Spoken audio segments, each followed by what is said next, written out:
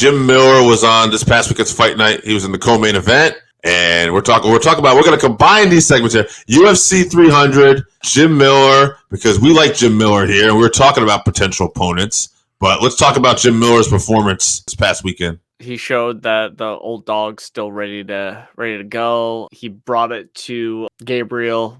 It was pretty good back and forth for a while, and then Jim ended up with the third round face crank. Couldn't get the arm under the chin, but it didn't matter. He got the finish. So love to see it. Love Jim. Everyone loves Jim. He called out Paul Felder, who was ringside, and he also called out Matt Brown. And Matt Brown accepted on Twitter. Paul Felder, in the post-fight press conference thing, said that, he hasn't determined anything to come back, but he's definitely interested in that. He wants to get in the gym, see how his body feels, but he thinks that would be a great way for both of them to go out.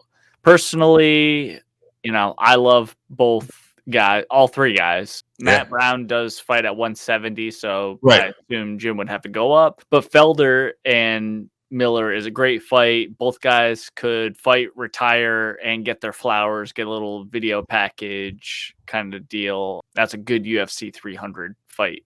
Yeah, I mean, even the Matt Brown one, too. I mean, Matt can retire at any time. He's kind of been inactive here and there. Like, he'll take a fight, bounce around.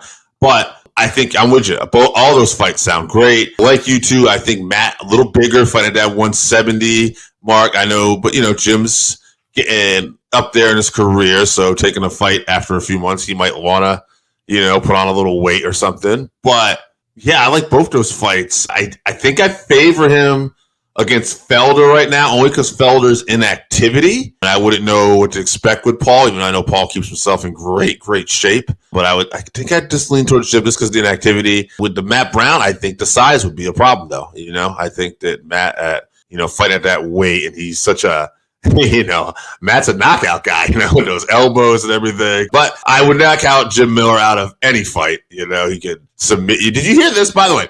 On Michael Bisping and Anthony Smith's podcast. Yeah, he also called out Brock in his post-fight. Well, there's a story behind that, right? Because Anthony Smith said that, he thinks that Jim Miller had a 50-50 shot of tapping out Brock Lesnar in the octagon. And Michael Bisping was like, well, listen, he's like, yeah, so I couldn't get tapped out, sure, but like, who do you think's winning in a street fight? And Anthony Smith's like, oh, definitely Jim Miller. And Michael Bisping's like, have you lost your mind? And so Jim was very different. He was like, he appreciated it. He's like, I'd definitely be very nervous. He said, but I'd hope I'd be getting paid very well. Brock is not a human being, so. No, I would not want Jim to have that fight ever.